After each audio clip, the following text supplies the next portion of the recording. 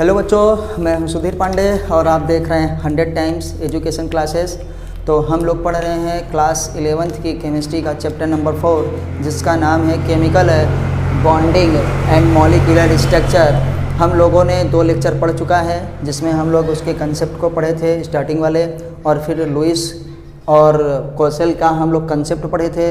और आज हम लोग पढ़ेंगे बेटा क्या है, लुईस सिंबल के बारे में अध्ययन करेंगे। तो इसको लुईस साहब ने भी क्या है 1916 में ही दिया था, तो याद रखिएगा आज हमको पढ़ना है। ये आपको इसलिए लिखे थे कि ताकि आप जान जाइए हम यहाँ तक पढ़ चुके हैं। आज देखेंगे लुईस सिंबल क्या है, लुईस सिंबल जिसको हम कहते हैं लुईस प्रतीक। क्या कहते हैं? लुईस प्रतीक।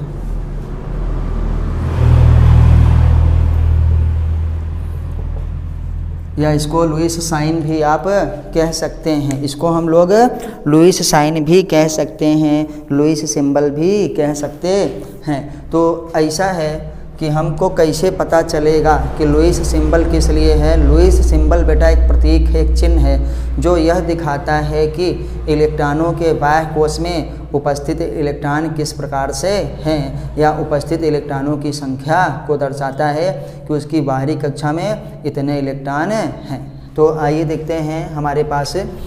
मान लीजिए हम स्टार्टिंग से करते हैं एकदम, याद रखिएगा लुईस साहब ने इसको 1916 में ही बता दिया था सब कुछ है। Lewis symbol. आगे बढ़ने से पहले प्लीज़ बच्चों वीडियो को देखिए, आप जो लाइक करिए, कमेंट करिए। जिन्होंने सब्सक्राइब नहीं किया वो अभी सब्सक्राइब कर लें।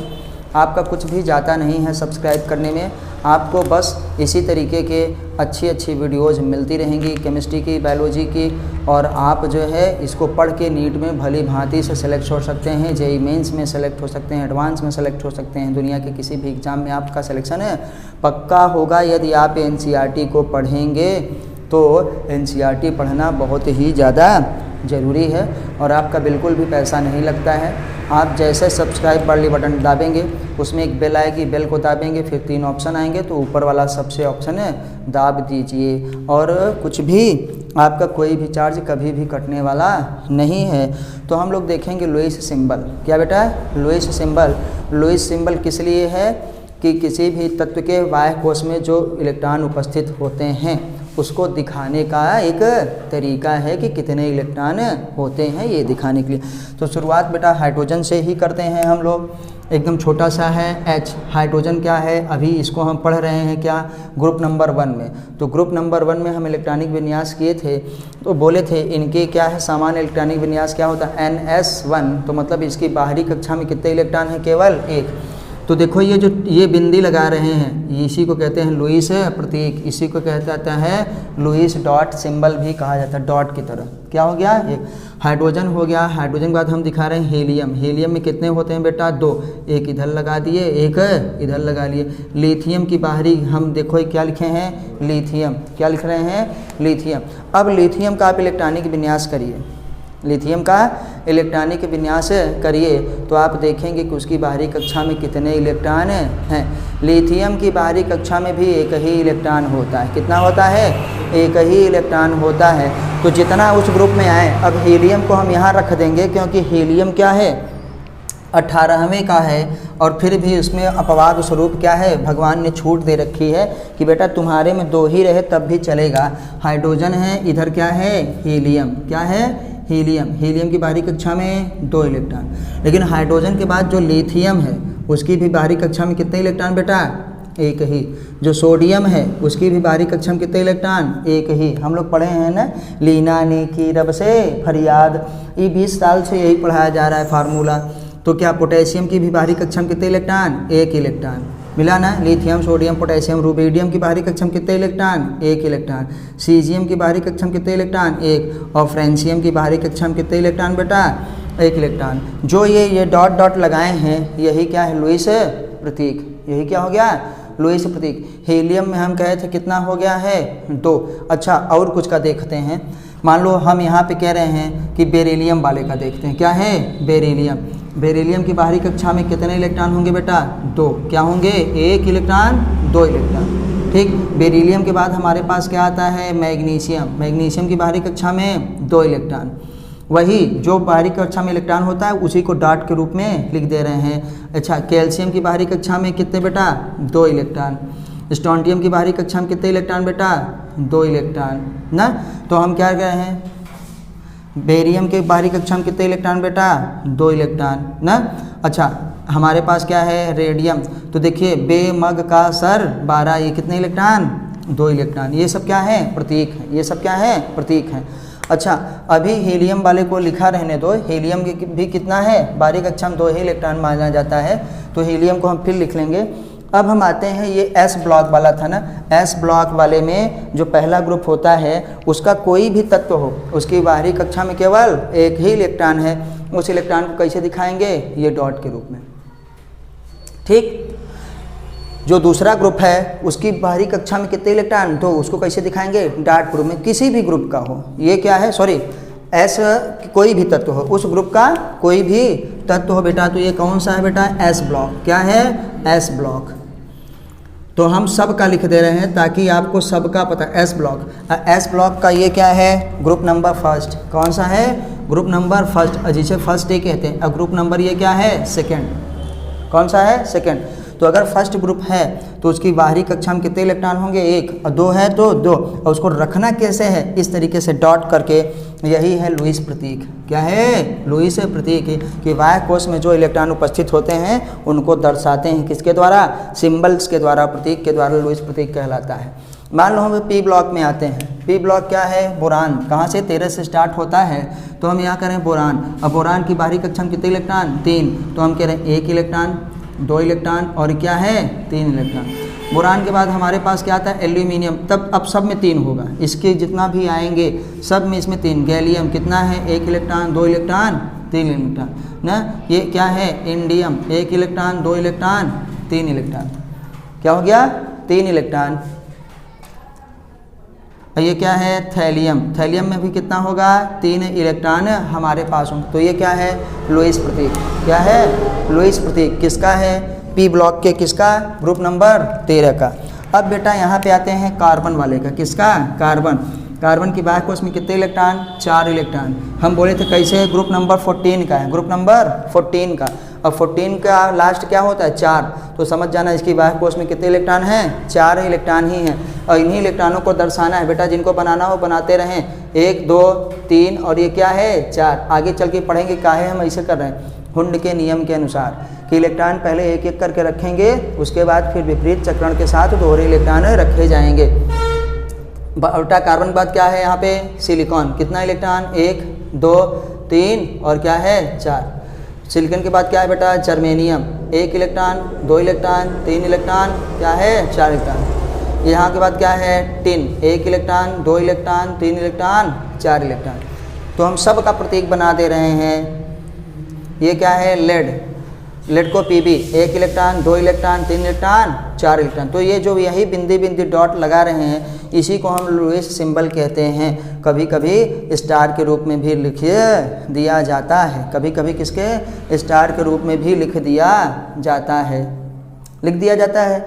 अब हम आते हैं ना नाइट्रोजन वाले में। देखो नाइट्रोजन की फैमिली का देखें, नाइट्रोजन की बाहरी कक्षा में 5 इलेक्ट्रॉन। क्यों बेटा ये 15वें का है, कहाँ के 15। अब 15 का लास्ट क्या होता है 5, अभी दिखाएंगे। तो देखो 1 इलेक्ट्रॉन 2 इलेक्ट्रॉन 3 इलेक्ट्रॉन 4 इलेक्ट्रॉन और 5वां इलेक्ट्रॉन फिर यहाँ। ऐसे नहीं कि जहाँ मन आए वहीं रख दें, जहाँ से स्टार्ट किए हो वहीं पे फिर रखेंगे। नाइट्रोजन के बाद क्या है फास्फोरस, 1 2 3 4 और ये क्या है 5।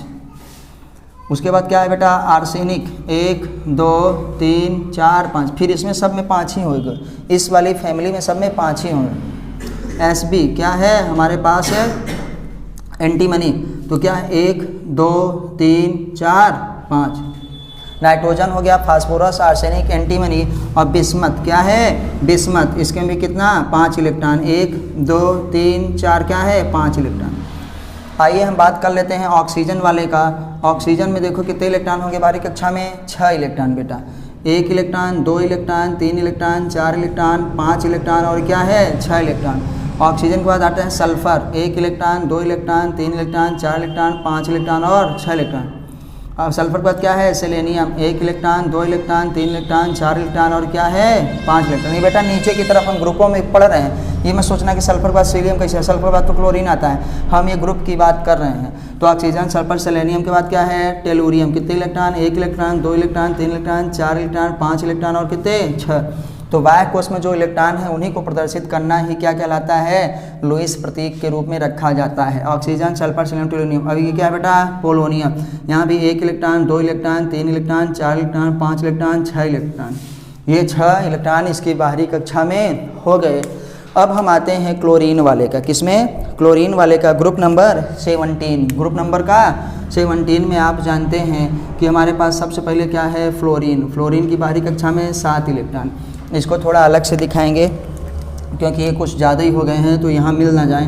1 इलेक्ट्रॉन, 2 इलेक्ट्रॉन, 3 इलेक्ट्रॉन, 4 इलेक्ट्रॉन, 5वां, 6वां और क्या है 7वां। देखो 1 इलेक्ट्रॉन, इसको एक ही चाहिए, इसीलिए सोडियम और क्लोरीन में देखना क्लोरीन क्या है, क्लोरीन है, सॉरी बेटा ये क्या है हमारे पास क्लोरीन। और क्लोरीन की बाहरी कक्षा में 7 इलेक्ट्रॉन होते हैं, तो उनको कैसे दिखाएंगे, 1 electron, 2 electron, 3 electron, 4 electron, 5 electron, 6 electron और ये क्या है 7 इलेक्ट्रॉन। देखो सोडियम वाले की बाहरी कक्षा में कितने इलेक्ट्रॉन थे 1, और क्लोरीन वाले की बाहरी कक्षा में 7। तो ये इसका एक क्या है ले करके अपना अष्टक पूरा कर लेगा और ये दे करके अपना अष्टक पूरा कर लेगा। तो फ्लोरीन, क्लोरीन। और उसके बाद हमारे पास क्या आ रहा है ब्रोमीन। क्या है बेटा ब्रोमीन। ब्रोमीन की भी बाहरी कक्षा में कितने इलेक्ट्रॉन होंगे 7 इलेक्ट्रॉन ही होंगे। 1 2 3 4 5 6 और ये क्या है 7। Fluorine, chlorine, bromine. उसके बाद क्या आता है आयोडीन। क्या है आयोडीन। और फिर ये क्या है एस्टेटिन। इसकी भी बाहरी कक्षा में हमारे पास कितना होगा देखो 1 electron, 2 electron, 3 electron, 4 electron, 5 electron, 6 electron और 7 electron. 1 electron, 2 electron, 3 electron, 4 electron, 5 electron, 6 electron और क्या बेटा 7 electron.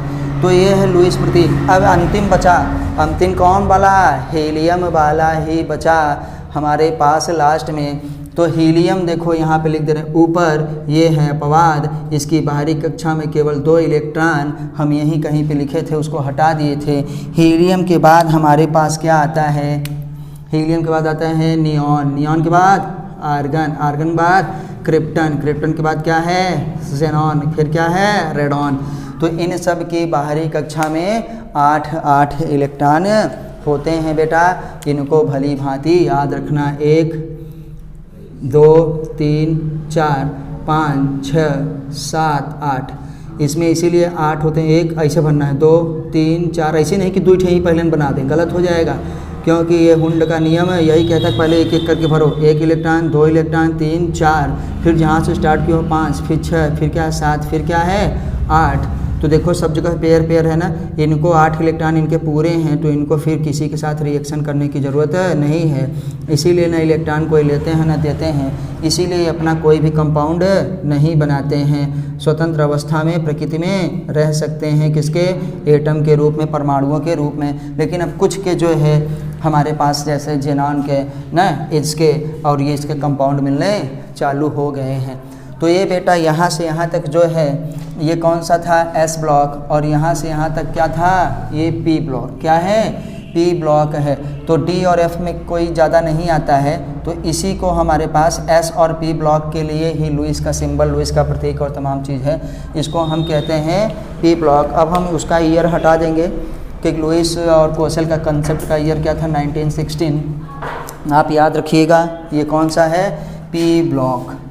P block, P block में आप जानते हैं कहाँ से स्टार्ट होता है, ग्रुप नंबर 13 का लास्ट क्या है 3। देखो इसकी बाहरी कक्षा में 3 इलेक्ट्रॉन होंगे, बस ऐसे सीधे याद कर लेना। 14 क्या है लास्ट का 4 है, देखो 4 इलेक्ट्रॉन है। ये क्या है नाइट्रोजन फैमिली 15 जिसको हम पिनेकोजन कहते हैं 5 है ना, और देखो बाहरी कक्षा में 5 इलेक्ट्रॉन है। ये क्या है 16, ऑक्सीजन किस क्या है ग्रुप नंबर 16 का, और इसको हम चैल्कोजन कहते हैं, सॉरी चैल्कोजन कहते हैं। तो यहाँ पे या कैल्कोजन भी कह सकते हैं। 2 2 4 कितना है 6 इलेक्ट्रॉन देखो इसकी बाहरी कक्षा में है। फ्लोरीन वाले में हमको क्या कहते हैं हेलोजन, ये ग्रुप नंबर 17 का है। देखो इसकी बाहरी कक्षा में 7 इलेक्ट्रॉन हैं, और इसको हम लोग ग्रुप नंबर 18 कहते हैं, और इसको 0 ग्रुप कहते हैं। इनर्ट गैसेस भी कहते हैं, इनर्ट गैसेस भी इसकी बाहरी कक्षा में 8 इलेक्ट्रॉन हैं। तो ये जो हम लोगों ने डॉट डॉट करके लिखा है इसी को हम लुईस सिंबल कहते हैं बेटा, इसी को प्रतीक कहा जाता है। इसको क्या है, किसने दिया था बताइए, अमेरिकी के रसायन विज्ञान G.N. लुईस, जिनका नाम है लुईस, इसे लुईस प्रतीक कहा जाता है। तो आप लोग इसको बनाइए। और हम जानते हैं कि लुईस के प्रतीकों का महत्व क्या होता है। आप ये भी देखेंगे कि लुईस के प्रतीक हमको प्रतीक के चारों ओर उपस्थित बिंदुओं की संख्या, परमाणु के संयुक्ता कोष इलेक्ट्रॉनों की संख्या को दर्शाते हैं बेटा। ये बता रहे हैं कि ये क्या होता है, हम आपको बता, जो यहाँ पे प्रतीक है, सिंबल है, वो सिंबल यही दर्शाता है कि इसकी बाह्य कोष में कितने इलेक्ट्रॉन हैं। और बाह्य कोष को क्या कहते हैं, वैलेंस सेल ना। अब वैलेंस सेल को में उपस्थित इलेक्ट्रॉनों को कहते हैं वैलेंस इलेक्ट्रॉन। तो ये बताते हैं कि इसके संयोजी इलेक्ट्रॉनों की संख्या। लुईस प्रतीक क्या बताता है बेटा, संयोजी इलेक्ट्रॉनों की संख्या। बाहरी 3 डॉट बने हैं तो इसका मतलब है इसके संयोजी कोष में कितने इलेक्ट्रॉन हैं, 3 इलेक्ट्रॉन हैं। अब ये 5 ले कि 3 दे, तो 5 लेने से अच्छा है कि 3 को दान करके अपना अष्टक क्या कर ले, कंप्लीट कर ले। तो अब यहीं थोड़ी सी एनसीईआरटी को आपको हम पढ़ के सुनाते हैं कि प्रतीक के चारों ओर उपस्थित बिंदुओं की संख्या, प्रतीक के चारों ओर उपस्थित बिंदुओं की संख्या परमाणु के संयोजकता इलेक्ट्रॉन की संख्या को दर्शाती है। बेटा एकदम हिंदी में है। अब अगर नहीं समझ में आया तो कभी नहीं समझ में आएगा। आप पढ़ाई करिए, बस एनसीईआरटी को पढ़ना चालू कर दीजिए, सब कुछ समझ में आएगा। आपको किसी भी कोचिंग के नोट्स की ज़रूरत नहीं पड़ेगी, न कहीं आपको जा करके 70,000 80,000 जमा करने की ज़रूरत है। आपका नीट और जेईई मेंस में आपकी एनसीईआरटी की बुक से ही सिलेक्शन होगा, ये बात कन्फर्म है। चाहे हिंदी में पढ़िए चाहे इंग्लिश में पढ़िए, आपको पेपर सेम मिलेगा, बस लैंग्वेज डिफरेंस रहेगा।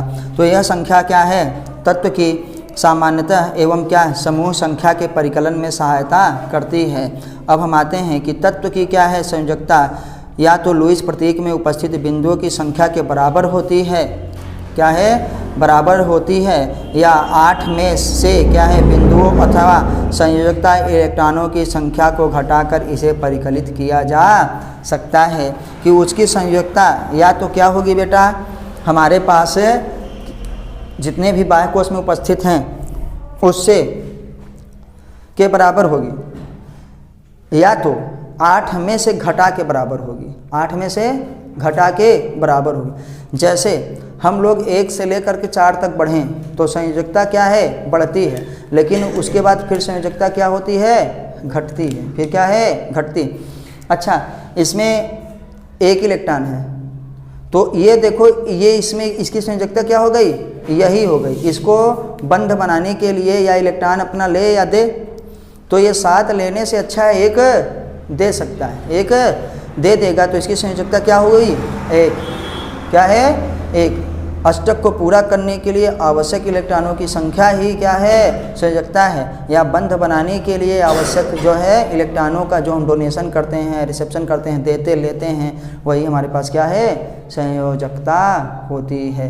किसी भी परमाणु को बंध बनाने के लिए आवश्यक इलेक्ट्रॉनों का आदान प्रदान जो होता है, जितने इलेक्ट्रॉनों की आवश्यकता होती है वही उसकी संयोजकता कहलाती है।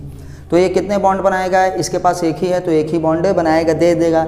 इसके पास संयोजकता कितनी है, इसकी 2, इसकी संयोजकता कितनी है बेटा, 3। कार्बन की किसी भी फैमिली की संयोजकता कितनी होती है, 4, क्योंकि इसके बाह्य कोष में कितने इलेक्ट्रॉन हैं, 4। इसको अष्टक कंप्लीट करने के लिए कितने इलेक्ट्रॉन चाहिए, 4। अब ये 4 दे चाहे 4 ले, तो इसकी संयोजकता कितनी हो गई, 4। अब इसकी 3 काहे हुई, अरे भैया इसको अष्टक कंप्लीट करने के लिए 5 इलेक्ट्रॉन इसको चाहिए, क्या है, 5। तो 5 लेने से अच्छा 3 दे दे, क्योंकि तब भी पूरा हो जाएगा। क्योंकि इलेक्ट्रॉन आ जाएगा तो उसको फिर क्या करना है, रखने के लिए भी हमको सेल चाहिए, और सेल बढ़ी तो जिस ग्रुप या जिस पीरियड में है वहाँ से बाहर निकल जाएगा, तो ऐसा क्या हो जाएगा, गड़बड़। तो इसलिए संयोजकता क्या होगी हमारे पास, इसको देने की टेंडेंसी, ये दे लेगा, ये क्या करेगा, देगा। तो इसकी 3, इसकी क्या 4। अब देखो 4 से बढ़ नहीं रही है, फिर घट रही है कि अब यहाँ पे 5 इलेक्ट्रॉन है। अब ये 5 देने के बजाय क्या करेगा बेटा, 3 ले ले, क्या करेगा, 3 ले ले। तो इसकी संयोजकता फिर क्या हो गई, 3। इसकी संयोजकता क्या होती है, 2। 8 इलेक्ट्रॉन पूरा करने के लिए इसको कितने इलेक्ट्रॉन चाहिए, केवल 2। बाह्य कोष में 8 इलेक्ट्रॉन पूरा करने के लिए जितने इलेक्ट्रॉनों की आवश्यकता है वही उसकी संयोजकता होती, वो चाहे ले चाहे दे। तो यहाँ पे 6 है, कितना चाहिए 2, तो इसकी संयोजकता 2। इस यहाँ कितना है 7, तो इसकी संयोजकता कितनी 1, क्योंकि इसको 1 ही चाहिए। अच्छा इसकी कितनी है 8, तो इसकी क्या है, इसको ना चाहिए ना उसका, तो वैलेंस शेल इलेक्ट्रॉन है, इसका कंप्लीट 8 है, इसका कंप्लीट 8 है। अगर जैसे 1 का है वैसे इसके पूरे ग्रुप में होगा, वैसे उसके पूरे ग्रुप में होगा। मैंने इसलिए ऐसे लिख दिया है, मैंने ऐसे इसको लिख दिया है। तो आप एक थोड़ा सा नीचे लिखेंगे कि संयोजकता बाह्य कोश में उपस्थित इलेक्ट्रॉनों के बराबर भी हो सकती है। क्या लिखेंगे, संयोजकता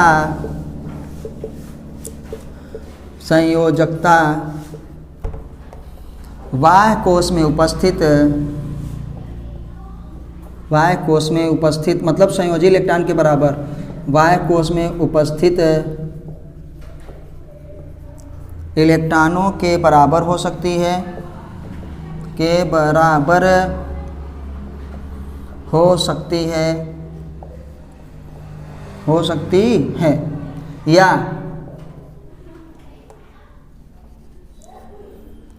बाह्य कोश में उपस्थित इलेक्ट्रॉन को बाह्य कोश में उपस्थित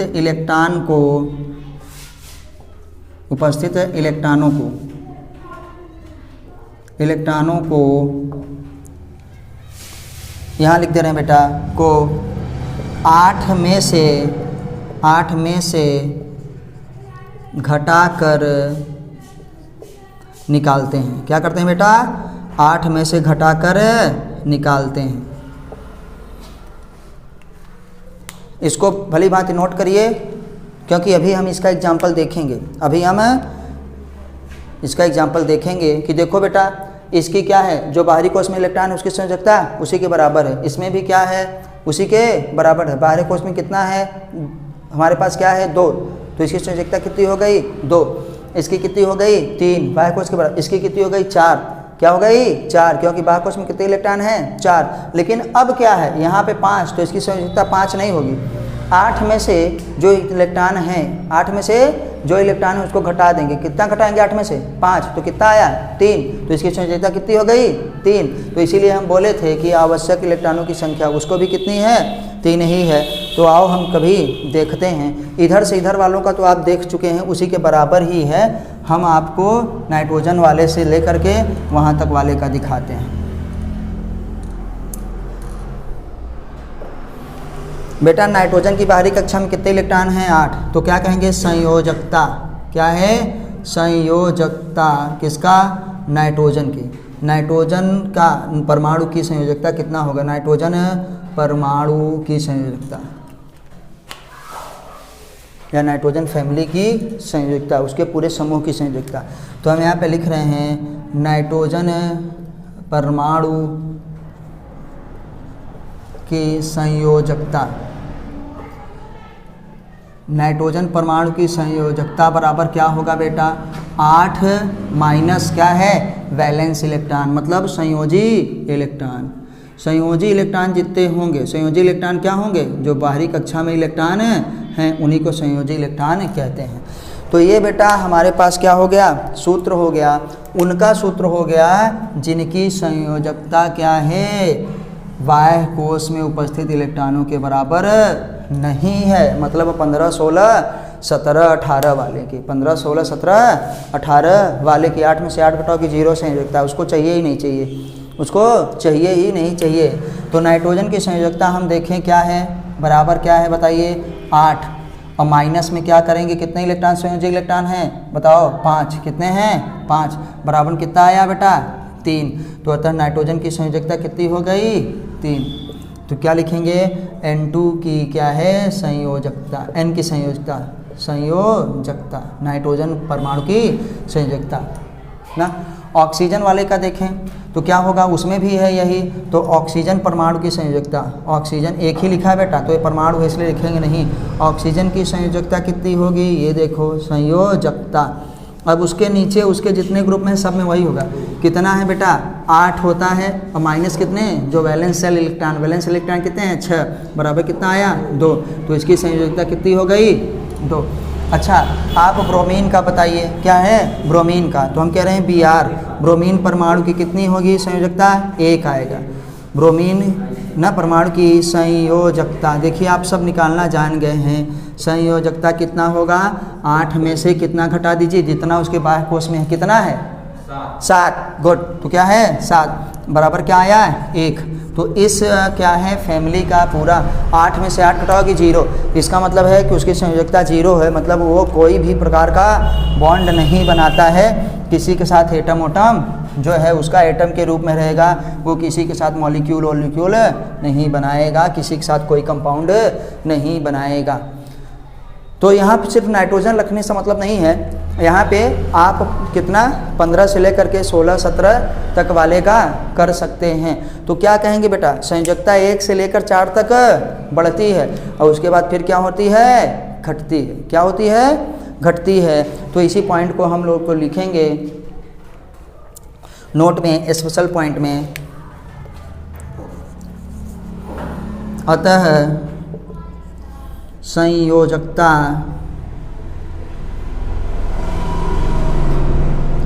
पहले 1 से 4 तक बढ़ती है, फिर घटने लगती है, फिर घटने लगती है। 1 तक क्या है, घटने लगती है। जैसे पहले की संयोजकता 1 थी, दूसरे की 2, तीसरे की क्या है, हम जैसे आए 3, चौथे की 4, लेकिन जैसे 15वें में गए फिर क्या हो गई 3, क्या हो गई बेटा 3, 16वें में क्या हो गई देखो 2, 17वें में क्या हो गई 1, 8वें में जाके ख़त्म, 8वें में जाके 18वें में जाके बेटा ख़त्म। तो अब आपको समझ में आ गया होगा कि आखिर संयोजकता किसे कहते हैं।